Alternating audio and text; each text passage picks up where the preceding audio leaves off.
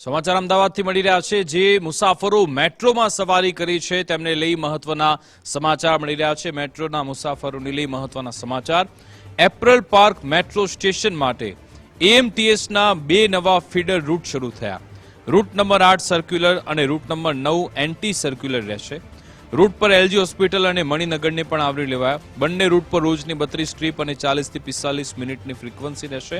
પુખ્ત વયના મુસાફરો માટે 5 અને બાળક માટે 3 રૂપિયા ભાડું। મેયર હિતેશભાઈ બારોટના હસ્તે આ નવા રૂટનું લોકાર્પણ થયું છે। મેટ્રો સુધી જવા માટે ફીડર બસની આ વ્યવસ્થા છે।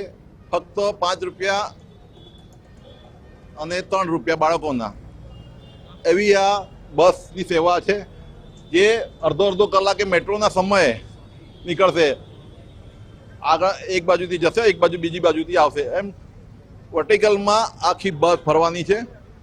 અને જે નાના નાના સ્ટેશનો જ્યાં લોકોને મેટ્રો સ્ટેશન જવાની જરૂર છે, એલજી છે, દક્ષિણી છે, આવકારોલ છે, હાટકેશ્વર છે, સ્વસ્તિક છે, અમરાઈવાડી છે, એ બધા મજૂર બધા એરિયા છે। એ બધા એરિયાઓને સાંકળીને આખી આ મેટ્રોની ફીડર બસ નક્કી કરી છે।